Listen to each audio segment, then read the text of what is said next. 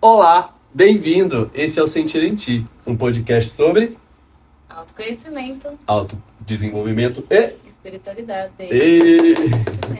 Eu sou a Evelyn. E eu sou o Daniel, Flávio. Vamos aí, né? Começar mais hoje um episódio.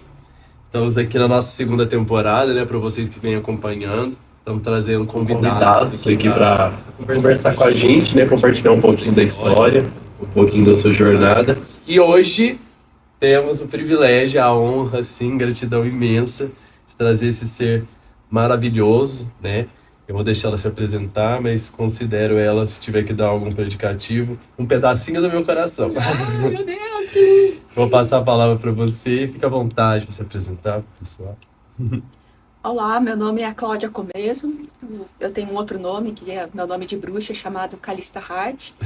Eu sou terapeuta, na verdade sou muitas coisas, sou formada em editoração, trabalhei durante um tempo em editoras, para a editora da Folha de São Paulo, trabalhei em consultoria econômica, tive durante alguns anos o hobby de ser fotógrafa amadora de natureza, viajei para vários lugares do mundo, fotografando por diversão mesmo, e morei muito tempo em São Paulo, mas daí meu chamado espiritual chegou, foi aquela coisa de sempre, caos, separação, terapia de casal. Passei um tempo durante a pandemia morando com os meus pais, e daí no ano passado, por intuição, me mudei para Uberlândia, onde eu conheci tantas pessoas maravilhosas assim. E estou aqui para conversar um pouco com vocês sobre o meu trabalho e as coisas que têm acontecido na minha vida. Muito bom, seja muito bem-vindo. Gente, estou muito honrada pela sua presença. Eu já vou contar aqui, essa aqui é a segunda tentativa, tá? Verdade. A primeira foi o caos, o eclipse, assim, retrógrado. Não toda a nossa conseguimos. gravação, estamos aqui porque somos insistentes por 100%. E é isso. E a gente quer levar isso para vocês, e eu tenho certeza que vai ser maravilhoso. Provavelmente isso tem uma parte da minha energia também, porque eu sou bem caótica. Kali, gente. Quando tudo deu errado na Procure as semana... referências sobre a deusa Kali. Hoje vai dar certo, estamos confiantes. E é isso, bora. Bora. Para mais podcast. Maravilhoso. Mas foi muito bom também que daí nesse intervalo entre as gravações a gente estava conversando sobre os temas e foi surgindo que uma coisa importante para este episódio que a gente gostaria de falar sobre relacionamentos. Sim. E eu até perguntei para eles se poderia mudar um pouco o roteiro. Eles falaram que não, mas que eu poderia centrar nas minhas experiências, porque a minha vida tem tudo a ver com relacionamentos, caos e problemas e essas expectativas. Sim, eu conheço um pouquinho da história e eu falei que faz super sentido mesmo, assim, porque realmente os processos que a gente tem o privilégio de compartilhar, né, eles são da ordem relacionais, assim, majoritariamente, né? E aí conta pra gente, então, assim, só pra gente começar, né, seguindo o roteiro, aí você pode fazer as suas induções, mas em termos pessoais, existenciais, eu acho que seria a melhor palavra, quem era você antes do processo, de começar o processo? Transformação. Eu era uma pessoa super quadradinha, agnóstica. Meu marido é meu ex-marido é ateu.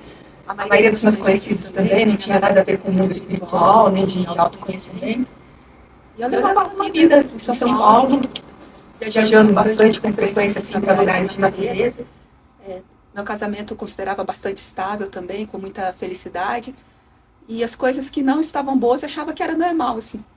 Mas eu tinha zero de espiritualidade. Foi daquelas coisas que é maravilhoso ver que quando o chamado espiritual chega, ele vem com força, assim. Eu estava casada há 15 anos, monogâmica, fiel. E daí, pela primeira vez na vida, comecei a me interessar por um homem que não era meu marido, mas quadradinha e rigorosa, crítica do jeito que era. Nunca tinha pensado que eu poderia trair o meu marido. Quando comecei a me interessar por esse colega da internet com quem eu estava conversando tanto, fiquei assustada com aquilo. Fechei o computador e falei, nossa, eu não posso fazer nada aqui. E daí fui conversar com o meu marido, falei assim, sabe o fulano, que eu tenho falado tanto dele? E é um cara que mora em outro país. Eu falei, será que eu posso falar umas besteiras com ele na internet? E o meu marido falou, Ai, claro, por que não, né? A gente estava tão firmado no nosso casamento, a gente achava que era tudo tão tranquilo, simples. Falou assim, pode, posso fazer isso com os meus amigos também. Né? Era como se fosse só a pimenta no casamento, de uma relação que estava instalada boa. Ele falou, mas que isso? Nós só falamos besteiras, não é só coisa de poliamor, de relacionamento aberto, não é nada disso, né? E não vai se apaixonar. Falei, claro, não, é só uma diversão, não tá de jeito nenhum, não, tá tudo bem. E como todos sabem, nessas coisas do coração, não foi nada do que a gente tinha imaginado. Na primeira noite com que eu conversei com o tal fulano, com a permissão do meu então marido, para poder falar umas besteiras com ele na internet, caí de 4 por ele, fiquei mortalmente apaixonada. Ainda não sabia nada sobre criança ferida, sobre carência, sobre tantas coisas que depois eu tive que aprender por causa dos rombos que me aconteceram. Também não fazia ideia que o tal fulano era alguém com muitos traços narcisistas. E depois, quando eu tomei conhecimento sobre o que é o tal do narcisista e comecei a dar as características do love bombing, do descarte, das estratégias de sedução, de tudo que esse grupo de pessoas costuma fazer, era tudo tão igual com a minha história que eu me sentia a maior idiota do mundo. Por que eu não li isso antes? Como é que eu não enxerguei isso? A mulher ligou, já caiu. Nossa, todo mundo sabia disso. A gente fica meio constrangido, né? Tipo, a gente mesmo. Gente, mas não sofro, não é assim que é. Foi muita raiva de mim, assim, de pensar como você é tão burro, idiota. Mas é tudo do jeito que tem que ser, porque esses processos de processador, de se relacionar com uma pessoa que usa todas as estratégias para te seduzir, para fazer você ficar tão apaixonada e te descarta de repente, está muito na energia da criança, é como se fosse o seu pai falando não para você, um abandono assim, que de ações suicidas. Finalmente introduz na minha cabeça muda, doeu tanto. Você dá uma pelada forte, né? Doeu tanto que eu fui obrigada a procurar terapia. Era algo que por anos o meu marido falava para fazer terapia. Eu dizia, não preciso, tô bem. Gente, eu tenho um pouco de medo de quem fala que precisa de terapia. A pessoa já vem com esse papo pra mim, eu já falo, ih, o que mais precisa? Nossa, preciso demais da conta de terapia. Sim. Totalmente, eu teria uma lista enorme de problemas que eu vivia. E, sabe, eu poderia falar assim, nossa, eu só não consigo ter orgasmo, se uma pessoa coloca a mão no meu ombro e me olha com bondade, eu começo a chorar, eu brigo com isso, eu faço aquilo. Era um case de sucesso já. Mas eu não preciso de terapia, tá tudo bem comigo. Tô super bem. Gente, sério, de verdade, se um dia, ou se você tem esse pensamento, bom, quem tá assistindo aqui eu acho que não tem, né? Mas nossa, se cogitar passar isso pela sua cabeça, reflita. Sim. Reflita, porque provavelmente você é a pessoa que mais precisa de terapia. Eu posso dar o meu testemunho e falar exatamente, era isso mesmo que aconteceu comigo. Então eu passei por isso, graças a essa relação tão traumática com o narcisista, eu fui obrigada a procurar terapia. Daí quando eu achava que as coisas com o relacionamento narcisista tinham ido, estavam difíceis, como se eu tivesse sido atropelada por uma moto e depois chegou a Jamanta. Só piorando. Depois nessa fase de relacionamento aberto, conheci um outro homem por internet, que seria o que a gente chama de chama gêmea. E daí, quando eu estava nos casquinhos da relação com o narcisista, conheci esse outro cara, porque eu também me apaixonei perdidamente, assim, numa coisa uma intensidade que eu nem imaginava que era possível. E foi tudo muito caótico quando eu conheci ele, eu estava nos relacionamentos abertos, não era uma traição para minha vida, era tudo combinado. Ao mesmo tempo, a gente está fazendo toneladas de terapia de casal, conheci muitos processos terapêuticos por causa disso. Mas esse homem, ele era casado quando a gente se conheceu. Ele não falava sobre a esposa, mas dava para ver que era um relacionamento que estava com problemas, mas ele dizia que nunca poderia se separar por motivos diversos. Mas assim, em questão de meses, acabou acontecendo. Imagino que a esposa descobriu o caso, eles se separaram. E eu também me separei. Eu pensei, agora, gente, finalmente, encontrei essa mãe de vidas e a gente vai ficar juntos, eu tô separada, ele tá separado, vai ser tudo tão lindo. Tinha que vir assim, A vida. chama gêmea, observação, nunca dará certo.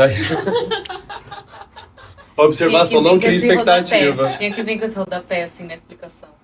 Provavelmente, porque nessa época, depois de ter lido sobre o narcisista, eu tive a brilhante ideia de começar a pesquisar no Google as coisas. E daí, quando veio essa história, aí deve ser uma chama gêmea, eu comecei a ler, eu vi várias histórias de pessoas que tinham conhecido a sua chama gêmea e não ficaram juntas. As pessoas se conhecem, tem um caso, e depois a sua chama gêmea casa com outra pessoa, ou então morre, ou acontece não sei o quê. Mas a gente fica assim, comigo vai ser diferente. Porque ninguém tem o que a gente tem. Ninguém tem. Gente, chama gêmea é só um negócio pra você arrumar um ciclo aí problemático. É isso, filho. Não se iludam não te demores, né? Que não existe te demores, aquele... não chama gêmea. Mas sabe que eu nem diria isso, assim, que não é um... Não se ilude, é um... Provavelmente o mais provável é pastar muito. Acho que a maioria das histórias que eu li... É porque cria expectativa, né? A maioria das histórias que eu li, ou que eu ouço falar de conhecidos que encontraram a chama gêmea, é essa coisa de paixão fulminante, mas muito sofrimento e não dá certo, e realmente daí você casa com outro, o outro casa com outro, então muda de país, você não se vê mais. Só que o quanto a gente sofre nesse período é uma coisa que impulsiona o nosso crescimento, o nosso amadurecimento. A dor da propulsão, né? Que se alguém me perguntasse assim, se você soubesse que você ia passar por tudo isso, que você ia sofrer, que o cara, mesmo você sabendo que ele te ama tanto, ele não vai ficar com você, você falar assim, não, então eu não quero conhecer, não quero encontrar com ele. Eu falar assim, não, eu quero, eu vou. Eu passei tanto tempo chorando, fazendo meditação guiada, chorando em posição fetal, encolhida, me perguntando por quê? Por que você serve? Por que ele não quer ficar comigo? Por que não sei o quê? Mas isso me levou para um crescimento tão grande. Eu não achava tanta coisa, eu achava que eu já era tão esperta, tão sabida. Mas por causa dessas dores eu descobri que eu era tão infantil, que eu tinha tantas feridas, que eu tinha tanta carência. São coisas que foi só por causa desse período, tendo que juntar os cabos, que eu fui aprendendo o que é. Você saber ser uma pessoa inteira, ser si mesmo, sem precisar da validação de outra pessoa, do amor de outra pessoa. Eu falo que a dor tem um valor a posteriori que a gente tem que acreditar e passar por ela, né? Porque ela não é um fim, ela é um meio, né? Eu acho que olhar também essa questão de relacionamento, né? Entender que o outro também tem o papel dele, esse é o primeiro ponto, que a gente acha que a outra pessoa, assim, ela tem a obrigação de atender a nossa expectativa. E a outra é que, assim, a expectativa que você vai para aquele negócio, que ainda chama gêmeo, gente, é assim, muito, chance altíssima de não se tornar um relacionamento. Se você for com a intenção, assim, esse encontro aqui vai me trazer aprendizados, mas provavelmente não vai me trazer um relacionamento, vai ficar bem mais fácil. Se alguém tivesse me falado isso, nossa, eu teria economizado um tempão de vida. Teria aprendido muito, mas eu teria economizado um tempão de vida. Porque você tá com a expectativa mais baixa, seja tipo assim, beleza, isso aqui não vai virar nada mesmo, mas eu vou aprender o que eu aprender aqui, O problema da expectativa é que parece que quando você encontra uma chama gêmea, você é assaltado pelaquela conexão. É a conexão que tira o que você tinha de base. Então, assim, você não concatena muito bem as coisas, né? Tipo, não faz sentido, mas você sente, né? E aí que pega a gente nesse contrapé, né? É bem interessante vocês falarem disso, porque teve algo que só recentemente fez sentido aqui na minha cabeça. Porque eu tinha muita ingenuidade sobre o que é o relacionamento, daí você tá apaixonada, você tá imaginando aquele comercial de margaridas, românticas, só pensando em cenários cheios de romance, de tesão, de alegria, de não sei o que. Foi só depois de apanhar muito. Eu tenho um trecho do livro do Poder agora, do Tom, né? Tinha lá umas frases que eu falei, gente, exatamente isso. Que falava assim, as pessoas que estão nesse caminho do autoconhecimento, o relacionamento não tem o objetivo de tornar você feliz e satisfeito. Quando a gente tem essa expectativa, é porque a gente está com muita ferida, muita cabeça, achando que somos metades da laranja, vai encontrar alguém que vai me complementar. Mas se você optou pelo caminho do autoconhecimento, se você vai se relacionar com alguém, parece que energia é sua consciência. É a única função. Para te dar as coisas que sozinho você não consegue, você só vai conseguir quando você se relacionar com alguém com entrega, com vulnerabilidade, você sendo capaz de pensar, eu estou aqui para aprender, para tentar diminuir os meus gatilhos, meu julgamento, minhas carências, para aprender mais sobre mim. São coisas que sozinho eu não consigo, que só nas relações eu não consigo. É num relacionamento romântico e provavelmente monogâmico, de entrega, que eu vou conseguir fazer isso. E é para isso que eu estou aqui. Vou viver essa experiência, sabendo que essa pessoa quando vocês falaram que a chama gêmea provavelmente não vai dar certo, eu acho que é exatamente isso. É porque o dar certo pra gente, né, é atrelado a uma expectativa baseada no comercial de margarina. Porque o dar certo pra espiritualidade, pra vida, é que a gente cresça. Então ele deu certo, você cresceu, né? Só foi muito dolorido. Porque eu acredito que seja uma misericórdia do universo de falar assim, isso você não dá conta ainda de ver e eu quero que você veja. Então você não tá dando conta de ver sem a dor. Então assim, vai aí, né? E com o tempo a gente vai conseguindo encontrar isso por leveza, por amor, mas tem momento que a gente precisa, né? Se a gente não vê a vida só com uma dorzinha. E fora que o dar certo também, assim, às vezes a gente conhece uma pessoa que passa uma noite com ela, um final de semana, ou pouco tempo, e fala assim, não deu certo, acabou logo. Mas e o tanto de aprendizado que a gente teve por causa dessa experiência? Deu certo ou não deu certo? Às vezes o dar certo é uma expectativa assim, só vai dar certo se eu ficar com ela até o resto da vida. Eu quero uma pessoa que nunca me fale não, que nunca me traia, que vai estar sempre comigo, sempre ao meu lado. Essa é a expectativa da nossa criança, né? Mas quando a gente está no adulto, a gente sabe que isso não é que é só sucesso o tempo todo, toda a relação. A gente apanhou, a gente sofreu, a gente chorou, deu certo também. Exatamente. Então, vamos fazer um review. Então, você antes era uma pessoa que estava com a vida estruturada, um casamento maravilhoso, estava assim, achando que estava viajava arrasando. Pelo mundo, tranquila. Babadeira! Você estava arrasando até que o que fez meio que você procurar essas mudanças internas suas foi essas questões de relacionamento. Tipo assim, esse encontro que você teve com esses homens que fez você rever a sua vida. Foi mais ou menos isso que aconteceu. Tinha outras questões também, apesar de ser agnóstica, naquela época estava começando a ouvir relatos de amigos sobre terapias que eles estavam fazendo, por exemplo, constelação familiar. A primeira vez que uma amiga me contou, eu tentei, mas quem brifa essas pessoas? Como ela sabe que ela falar, como se mover, como assim? Ela chegou e começou a falar tal coisa. Ela chegou e foi lá dar um abraço. Que ela tinha que fazer. Mandou no roteiro antes. Como é que é? Como é que é tudo tão coordenado assim? Na mente do cético, acho que quando a pessoa ouve um relato, pensa assim, não faz sentido. Como é que as pessoas podem se viver e fazer o que elas não sabem o que tem que fazer? Exatamente. Sete controladores. Super controladores e super racionais e tem que ter a explicação quadradinha, lógica de tudo essa ideia. Quando ela me contou isso, eu falei, preciso resolver ao vivo, então tem que acontece o negócio. Pra mim, tá? E hoje é esse ser da constelação, né, gente? Porque ela na constelação, ela me levou, a última constelação que eu fiz, você me levou, né? Gratidão. E, nossa, é uma peça fundamental, né, no processo, assim, muito entregue mesmo. São as minhas terapias favoritas, porque principalmente para pessoas como eu era, ser muito racional, muito trabalho, você descobrir momentos que você não tem um briefing, e você que vai ter que chegar na hora, fazer ao vivo, e de repente deixar fluir um movimento, uma intuição, um sentimento, falar o que você não sabe o que vai falar, me ajudou muito a ir me destravando, assim. Inclusive, gente, aproveitando no nosso podcast da temporada 1, no episódio 12, a gente fala sobre essa ferramenta da constelação. Então, quem não conhece, nunca ouviu falar, não sabe, ou conhece, quer saber um pouco mais, ouçam, vai ficar o link aqui embaixo da primeira temporada, ouçam esse episódio, tá muito bom. Então, já aproveitar que você já entrou nesse assunto, que ferramentas terapêuticas que você usou nesse processo de, tipo assim, se reorganizar? Porque foi uma reorganização, né? Você achou que tava super organizado e de repente não. Tão organizado. Aqui eu tô super bem. Durante mais ou menos um ano fiz muitos tipos de terapia. A gente estava fazendo terapia de casal, psicanálise tradicional, uns terapeutas tântricos, também a gente foi conhecer Tantra, massagem tântrica, legal. Retiro tântrico. Também tem episódio desse no Spotify, gente. No Spotify tá lá. Pega o link. Estávamos fazendo também constelações familiares, eu e meu marido. E eu voltei a consagrar a Ayahuasca. Eu conheci a Ayahuasca uns 25 anos atrás, mas depois passei um tempão afastada da medicina e... Amiga, não entrega a sua idade, porque ela tem cara de ter 30. Mas 25 não. anos a pessoa já tá bugada. Porque... Sua mãe te levava? Que absurdo, mãe levando as crianças na Ayahuasca. Fazer Ayahuasca.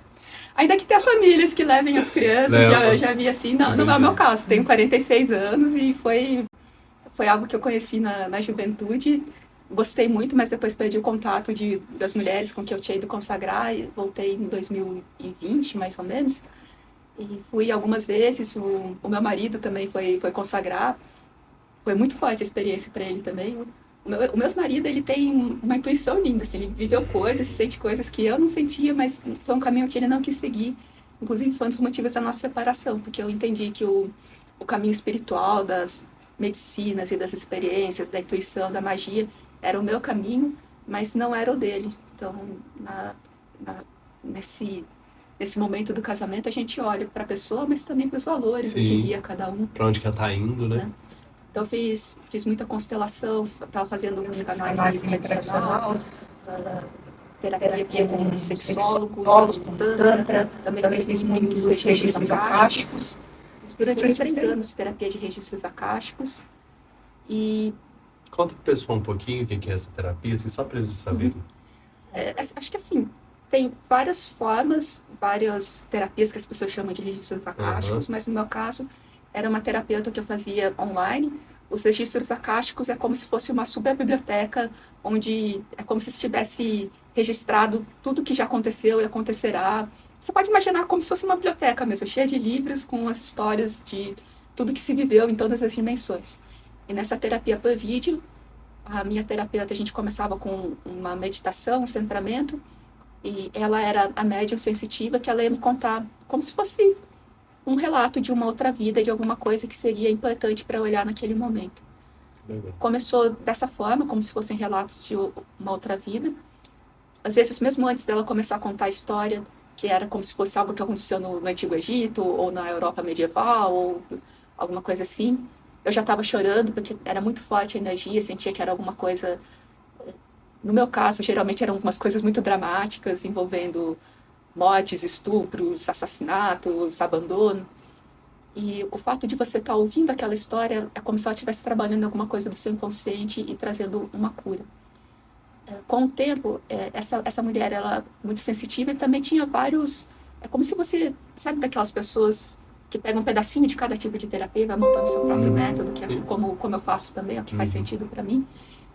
Eu vi que, em vez de relatos que poderiam ser coisas críveis que aconteceram em um determinado momento da história, do jeito que a gente conhece agora, foi ficando cada vez mais simbólico, fantasioso na visão dos céticos e ateus. Mas para o meu inconsciente fazia muito sentido. Eu ouvia aquilo, tinha algumas sessões que eu terminava exausta, morrendo de sede, precisava às vezes dormir durante umas 2 horas, e sentia que era um processo de trabalho também com o meu inconsciente, mexendo com crenças, mexendo com dores, com feridas, com traumas. E foi um processo que, de certa forma, eu tomei para mim também. Nos meus processos terapêuticos que eu faço com os meus amigos, é muito comum, quando a gente se senta para olhar para alguma questão, eu poder contar algo que é como se fosse um pedaço, um relato de uma outra vida da pessoa, ou da ancestralidade dela. E às vezes essas pessoas me perguntam, mas isso é real, é verdade? Eu falo assim, olha, sinceramente, acho que não importa. Mesmo os céticos e ateus, quando eu falo assim, deixa eu chamar de reencarnação, de outras vidas de Deus, da imortalidade da alma, ou se você quiser chamar do inconsciente coletivo, da maravilha que é o cérebro humano, eu acho que não faz diferença nenhuma. Só o que você pode escolher é que você tem uma vida mais cinzenta, mais preto e branco, mais naqueles que tudo tem que ter uma explicação bem racional e quadradinho, ou então você não pode acreditar, ou então você pode trazer para si a riqueza que é a cultura humana, a criatividade, a mente, a imaginação, e você torna a sua vida muito mais colorida e cheia de nuances. É como trazer mais cores para sua paleta de vida, você poder viver com mais leveza, com mais magia. Então, para mim, essa é uma das ferramentas terapêuticas que me ajudou bastante, que eu uso hoje em dia também. Eu vejo que, daí quando eu estou fazendo um processo com um amigo meu e falo sobre coisas que poderiam ou ser de vidas passadas, ou então uma imagem simbólica, às vezes a pessoa começa a chorar. E é sinal de que está mexendo com alguma coisa do inconsciente dela, e é só você se permitir não ter que ter explicação lógica se é verdade, se foi antepassado, se é uma vida passada, como eu posso ter certeza se é isso mesmo ou não, e se permitir fluir no sentimento. E a ferramenta, ela não pleiteia ser uma verdade absoluta. ela pleiteia ser eficaz, eficiente. Se conectar com o seu sentimento, com aquilo que você entrega. Né, você se abre e se permite respirar e sentir que está entrando no seu coração, na sua alma de alguma forma, e às vezes traz a cura que você está precisando. Exatamente. Eu acho que é sobre expansão de consciência, tipo, você vislumbrar algo que você não está conseguindo enxergar. Exatamente. É que você falou, né? Ganhar uma nova cor, né? Recolorir o pensamento. Sim. Eu queria comentar mais uma coisa, ainda que a gente já tivesse ido para a parte de falar das ferramentas terapêuticas, que você também estava falando sobre os relacionamentos. Eu fui casada com 16 anos, eu me separei há 3. Quando eu me separei, eu pensei, nossa, logo vou baixar a gente. Logo vou começar a namorar, e vou dançar muito, vou namorar muito, vou tirar a barriga da miséria, tudo que eu estava vivendo nesses 16 anos de casamento, quando minha vida sexual morreu, eu pensei, acabou a pandemia, agora é minha hora. O que aconteceu? Estou encalhada até hoje. Eu me separei. Estou encalhada e está aguardando um relacionamento de valor.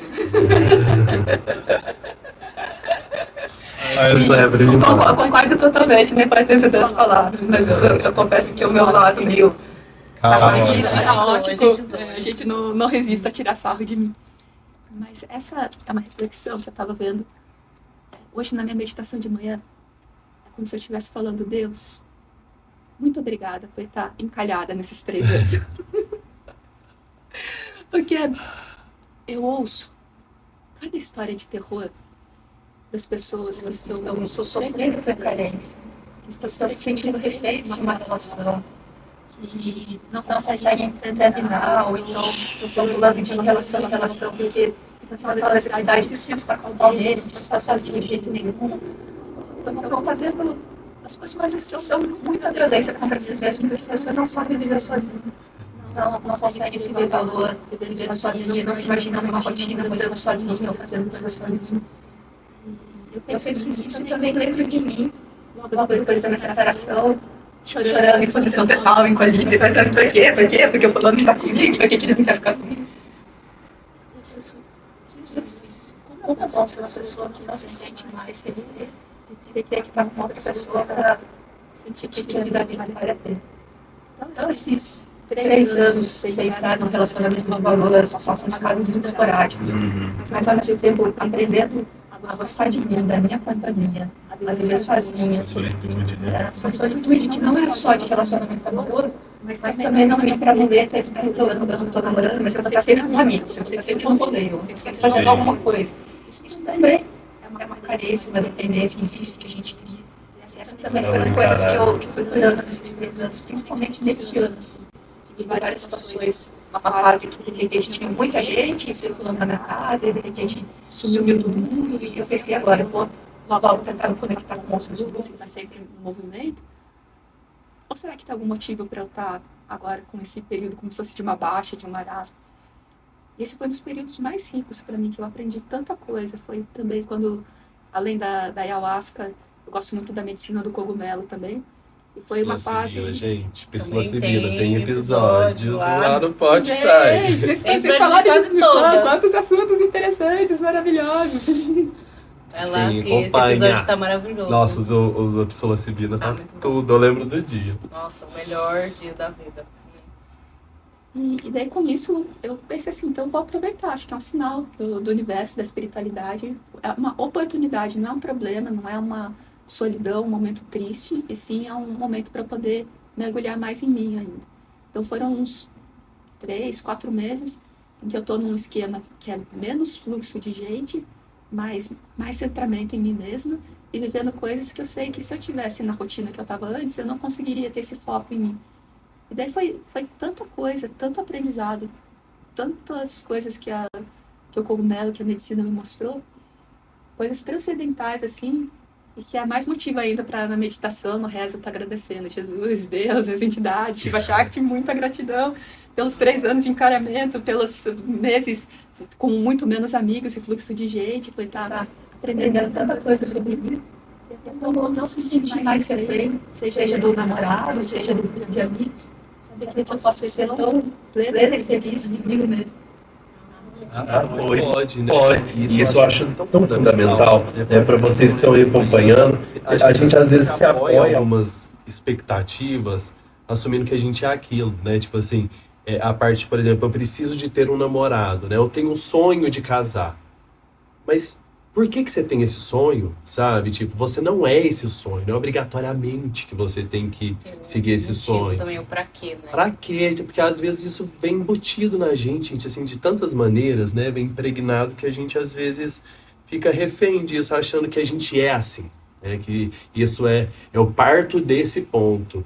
E não, e sempre dá pra desconstruir, sempre dá pra gente pensar numa outra maneira de relacionar com o outro, com a gente mesmo, né? Porque é tudo espelho, né? Acaba que conforme você se dispõe a fazer esses movimentos, né? De relacionamentos diferentes e tudo mais, acaba que você aprende a se relacionar com você de uma maneira diferente também, né? E assim, só para esclarecer, gente, a gente não tá pregando que o certo é uma coisa ou outra. Não. Mas é você entender as motivações que te levam a tomar essas decisões, sabe? Perfeito. Porque às vezes a gente toma uma decisão tanto de ficar sozinho quanto de ter um relacionamento por construções doentias. E isso às vezes vai te dar um resultado bem caótico. Então, não existe o certo ou o errado, mas existem caminhos que vão te levar para mais poder, leveza, liberdade. Você saber que você pode contar com você mesmo e outros caminhos em que você está sempre precisando de fatores externos para você estar se sentindo feliz e satisfeito. E se você tiver que seguir por esse caminho da carência, da dependência, tá tudo bem. Também. É um caminho também. E às vezes a gente tem que viver isso. Tem um conhecido meu que eu estava conversando, eu escrevo bastante numa rede social chamada Core, escrevo muito sobre relacionamentos lá. E ele falava assim, mas eu acho que as coisas que você descreve, você passa por dores desnecessárias. E eu também descrevo meus processos catárticos, assim, de estar consagrando cogumelo, estar chorando, gritando, assim, você não está cuidando tanta coisa. Isso é muito assustador para várias pessoas. Falo das minhas dores de infância, das violências. Mas você está exagerando nisso? Vamos frente, deixa isso para trás, passando dores desnecessárias. Uma dor desnecessária. Só a própria pessoa sabe o que ela tem que passar. Às vezes ela tem que passar um período mesmo na carência, no choro, no vitimismo. Porque é o que está revelando dentro dela, a gente não sabe da ancestralidade, do inconsciente, dos sentidos pelos quais ela tem que estar rodando aqui. Um dos mais processos para mim, que eu luto até hoje, é entender que você não pode ajudar alguém que não vive hoje. Você não olha de fora e fala assim, eu quero que você saia logo disso. Se você agisse de tal forma, você estaria muito melhor, você vai estar insistindo em tal coisa. Mas a pessoa nem liga na sua opinião e a gente está querendo falar para ela qual é melhor para a vida dela. E eu me acuso a falar que não existe dor desnecessária. A dor, ela só existe porque... Na verdade, assim, o sofrimento é desnecessário. O sofrimento é porque o sofrimento vem da aceitação. A dor vem do movimento de você vai ter tudo que gera transformação gera uma dor de alguma forma. Você tem que abrir mão de alguma coisa. Não tem como você sair de um lugar para outro da mesma forma. Então não tem como. E esse processo de movimento gera um desconforto, uma dor de alguma forma, né? Então a dor ela é necessária. O sofrimento é que não. E até faz parte da vida, viver dói. Nascer dói, gente. Nascer dói, morrer tudo dói. Crescer dente dói, tudo dói. É isso. Quando a gente pensa que a gente tem que evitar dói de qualquer forma, a gente corta o fluxo da vida, o tesão, da alegria. É uma das... Perde metade da experiência. É como se fosse uma morte em vida. É uma das reflexões que eu tive só depois. Porque no casamento a gente tinha muita felicidade, muita paz, muita amizade, muita confiança. Mas hoje eu consigo ver que a gente seguia um caminho muito equivocado de acreditar que dores, feridas e problemas eram coisas para serem evitadas. Então, a todo custo, né? Duas pessoas muito inteligentes, quando a gente tretava, a gente foi desenvolvendo mecanismos para logo não estar tretando mais. Só que daí com isso, você vai perdendo a intimidade, a vulnerabilidade. Você aprende assim, não, então deixa a pessoa quieta aqui, não vamos falar disso, vamos evitar, não vamos por esse caminho aqui. Mas daí você vai afastando tudo. E em vez de ter o pulsar do coração, com os altos e baixos, com os embates que são necessários em cada relação saudável, para a gente aprender a dialogar, aprender a abrir mão, aprender a descobrir que coisas que a gente achava que era uma verdade absoluta, na verdade só um ponto de vista. Você vai abrindo mão de tudo isso e fica com um relacionamento muito morno, apático, que foi o que foi acontecendo com o meu casamento. Assim, amo muito, respeito muito meu marido, mas eu vejo que eu e ele, nós fomos equivocados nesse caminho, assim. Sim. E no meu próximo relacionamento, Aliás, essa foi uma das coisas maravilhosas que a ayahuasca me deu. Eu estava imaginando aquela coisa de comercial de margarina, vislumbrando o meu próximo relacionamento e tal. Eu fui para uma cerimônia de ayahuasca, que eu terminei a cerimônia, eu estava ali, encolhida, com frio, com blusa, E era assim, o quê? É isso? A minha vida, o meu próximo namorado, o meu próximo marido vai ser desse jeito? Como assim? Eu tava brigando com a força.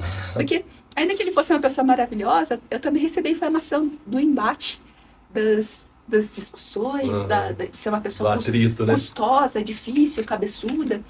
E eu tava falando assim na minha cabeça pra força, gente do céu, que homem mais custoso, que homem mais cabeça dura. Depois você me falou assim, é você.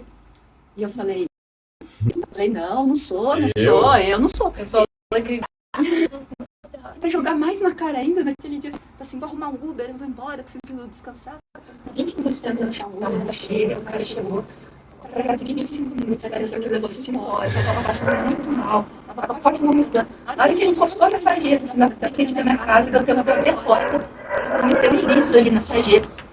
Ele me falou, eu tava tentando limpar os espinhos da porta, pedir desculpa. O motorista era super legal, ele falou, relaxa, tá tudo bem. Por que você me falou que você tá passando mal? Eu queria parar no carro, teria feito alguma coisa.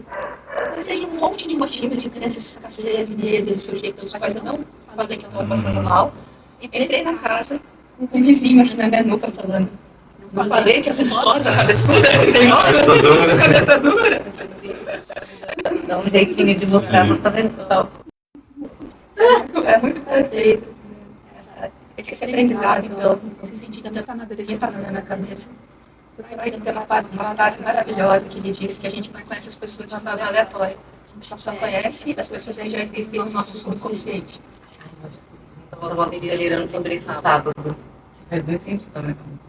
Porque a outra pessoa não existe o que você projeta dela. Né? O que você projeta, o que você está disposto a se relacionar. Por exemplo, se eu parto achando que eu tenho que conhecer só o homem no comercial de margarina, no primeiro conflito que eu tenho, eu penso assim, isso não serve, porque isso não é no comercial de margarina. Mas eu estou amadurecendo consciência dentro de mim do que é uma relação, de entender que, como o Loro falou, que o relacionamento não é para te fazer feliz e satisfeito, mas questão de consciência. Então, essa pessoa que eu fui conhecer, já estou com outra disposição. Começa a ter alguma crítica embate, em vez de pensar isso, sinal que não dá certo entre a gente, sim, uma oportunidade de crescimento, de amadurecimento. Deixa eu colher o que tem aqui para ser colhido. Deixa eu entender que relacionamento é uma outra coisa, algo muito mais maduro do que eu imaginava antes. E esses processos de amadurecimento, outra coisa que foi muito bom esse período de solitude, foi também entendendo a questão de trabalhar com a energia da rejeição.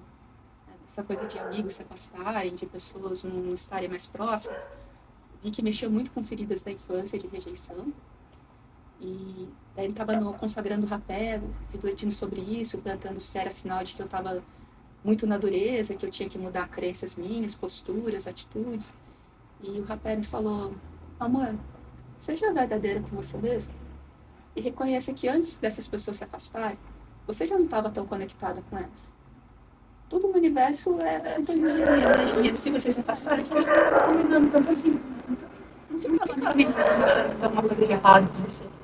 Só que não estava mais combinando.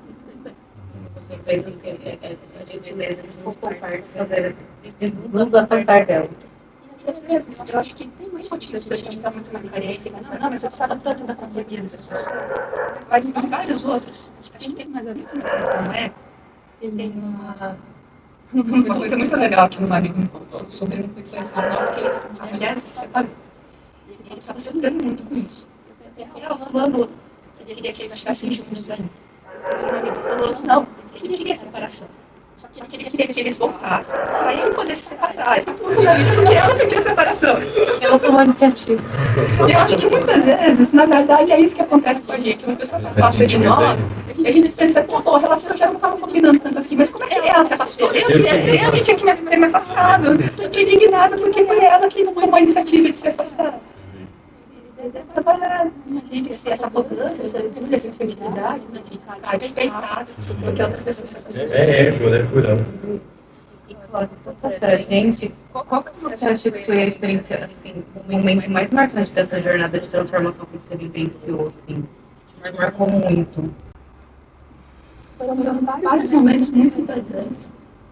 Mas eu acho que hoje, com essa quarentena, eu ia algumas das cerimônias de cogumelo, que foram experiências transcendentais, assim, de coisas que meu racional nunca imaginou que eu poderia viver. Coisas de... Eu tenho até receio de falar, vai ser tão louca, tão louca. Abre seu coração, tá tudo certo. Se quiser julgar cada um, que ele diga o seu julgamento. Tá bom, então eu vou falar de duas. Teve uma cerimônia de cogumelo, que eu tinha começado ela meio chorosa. Na verdade, no meu resto de abertura eu tinha chorado, e tinha falado para os meus guias, para a espiritualidade. Eu falei assim, olha, eu sei que a vida é grande, que tem tanta coisa, mas tem essa dor dentro de mim, essa paixão pela chama gêmea, e eu sinto que se essa relação com ele, a vida não vale a pena. Eu sei que eu tô sendo idiota, eu sei que não é isso, mas eu tenho que confessar que esse é meu sentimento. Então, vocês podem, por favor, trazer a cura para isso? Vocês podem me ajudar a ver que essa fixação em acreditar que só o amor romântico traz satisfação para a vida é uma infantilidade minha? Porque eu sei que é uma infantilidade, mas eu não consigo sentir. E daí, naquele dia, na cerimônia de cogumelo, não foram frases, foi como se fosse um download de uma consciência, em que eu terminei a cerimônia, eu nem tinha muitas palavras para conseguir explicar, era como se fosse assim, era como se a força tivesse me mostrado que existem coisas muito maiores, lugares, outras paisagens para além do amor e da justiça, que até então eram os meus valores mais importantes. E mais do que isso, ele me mostrou que nada existe. Sabe, como se fosse aquele conceito budista, de que tudo é uma projeção da mente, uma criação da mente. Assim, nada existe. É como se você fosse Deus, um Deus entediado que veio para o mundo. Você está aqui com as limitações do seu poder, que é o modo, como se fosse o modo sobrevivência do Minecraft, e não criativo, porque se não criativo não tem graça. Você está aqui com todas as limitações, mas é só um jogo. Tudo que você vai ver são hologramas da sua mente. Mas existe, inclusive, um fulano que você está afetando. Foi só mesmo, você já tinha desconfiado disso, né? Porque ele encaixava tanto em todas essas coisas difíceis, complicadas, e desejos e problemas. Você já tinha desconfiado que ele só podia ser verdade, mas você que inventou. Você inventou ele exatamente, perfeitamente, assim, para poder trabalhar em muitas questões suas. E tudo são projeções dessa mente. Eu passei mesmo semanas meio surtando com isso, inclusive, não sei se você lembra, mas a mensagem no grupo, falei, tô andando no shopping pensando que nada existe, que são hologramas, eu tô surtando um pouco, alguém pode conversar comigo? É muito Matrix isso, é muito Matrix. Porque esse é um conceito que a gente sabe que e muitas pessoas leem, nossa, isso faz sentido, eu realmente acho que é Matrix. Mas essa experiência do povo, ela não deu a consciência. Foi como se eu sentisse que realmente era desse jeito. A percepção. E essa consciência vai ser umas semanas bastante balançadas. E é uma dor e uma delícia, né? Porque é uma delícia saber que você controla tudo e uma dor porque você controla. Mas você não tem nem pra que reclamar. Sua vida tá começando a reclamar aqui. Você tem que reclamar só pra você mesmo. Diretor, no caso, o que você tá fazendo? O diretor dessa, no caso, que é quem? Você mesma, querida. Mas assim, o que você acha que foi marcante pra você nessa experiência especificamente? Assim, que você acha que virou uma chave pra você? Eu sinto que trouxe muito mais leveza pra mim. Eu tenho muito peso, muito julgamento, isso é da minha personalidade, da minha família, da minha etnia. É uma coisa que eu tô sempre trabalhando. E daí se eu consigo trazer mais pra consciência, absorver mais essa ideia de que tudo são hologramas, fica mais fácil eu parar de ficar julgando as pessoas, julgando a mim mesmo. Eu posso tentar olhar para as coisas com mais leveza e com mais amor. E era algo que também vai numa linha de outra crença, outra trama que estava fazendo sentido para mim, que é me afastar de um julgamento de bem versus o mal, o certo ou bom, ruim, o certo ou errado. Quando eu vou trazendo, me afinando com essa linha de pensamento de que eu estou só por experiências, eu sinto que poupa muita energia em mim. Se você é capaz de focar cada vez mais nos meus processos, nas minhas experiências, e passar da ideia de sempre cuidar, eu preciso fazer, ajudar fulano, preciso fazer pelo bem do mundo, eu preciso cuidar disso, eu preciso fazer alguma coisa significativa no mundo. As pessoas veem isso dessa forma, mas pra mim, vejo que era uma coisa que me fazia muito estresse, me sobrecarga, me afastava da energia, eu era cuidando do meu. E quanta coisa tem em mim para curar, quanto B.O., quanto perrengue, quantas feridas, quanto problema. Daí com essa percepção sobre a ideia de que tudo somos hologramas, é mais fácil eu ir para essa crença de estar mais focado em mim. Sim. E a melhor maneira de ajudar o outro, né? É ajudando a si mesmo. E pensando nessa alteridade, né? Qual que você acha que seria o conselho que você daria para você mesmo, se você voltasse lá atrás, assim, com essa sabedoria de hoje em dia, com essa consciência, né?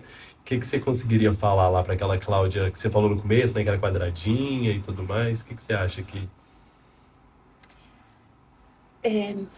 Eu falaria, meu amor, você é linda, perfeita, maravilhosa. E eu te agradeço por tudo que você é.